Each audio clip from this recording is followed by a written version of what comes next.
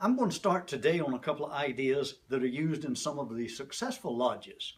Now, we may be a little elementary for some of you folks, but send me your ideas. Tell me what works for you and works in your lodge so that we can share it.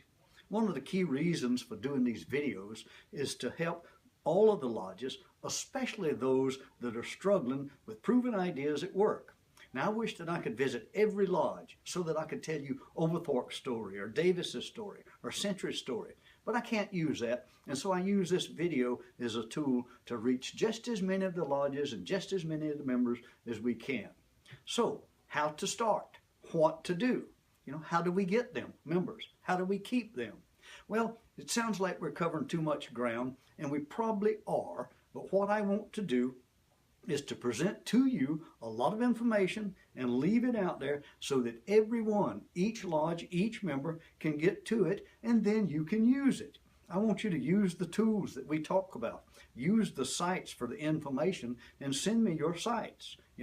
We've talked about starting, looking at our buildings, looking at our attitudes. We even mentioned generations, bridging the gaps of generations, even having a multicolored lodge. And I always try to stress this: what works for me may not work for all. And so what we have to do is take an idea, take a plan, and we modify it, and we change it, we improve it, any idea until it works for you. Such as the three-legged stool that we got from the DMC. It may not totally work for everyone, but modify it. We can have two kinds of meetings. We can have informative and fun.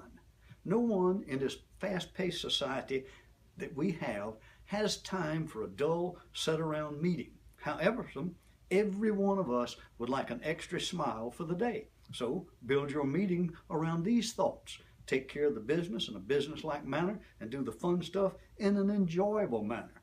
Am I asking too much for you to do that? To adjust some thinking? To adjust your attitude? Hear me out on this, please.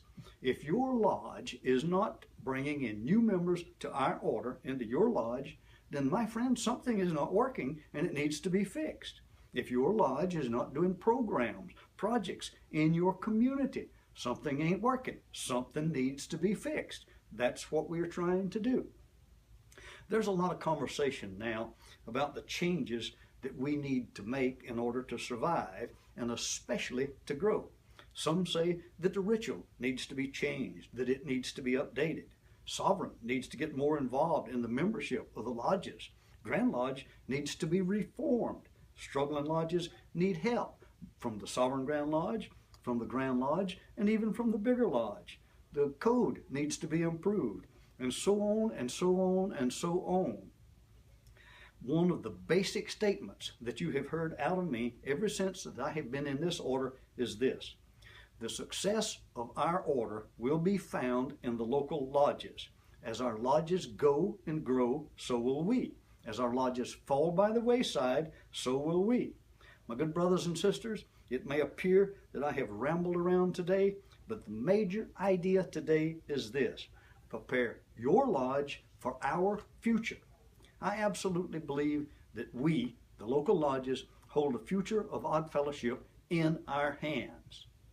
I am firmly committed to do whatever I can as Sovereign Grand Master or as a dedicated brother in an Oddfellow Lodge to bring the lodges whatever material, whatever instructions, whatever encouragement can be given to them to help them grow, to help them move forward and be the lodge that they want to be. I urge you today to visit the last video so that you will look at your lodge through new eyes. Visit both the outside and the inside of your lodge.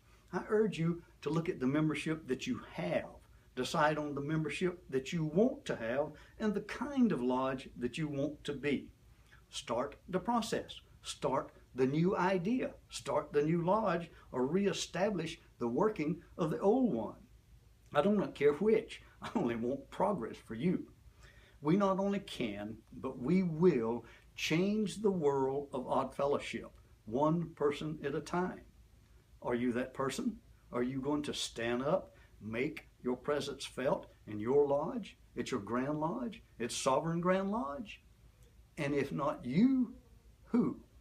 My brothers and sisters, this is a new role for me. And I'll admit that at times I'm absolutely over my head. I need your help. I need your assistance. Our lodges need your help and they need your assistance.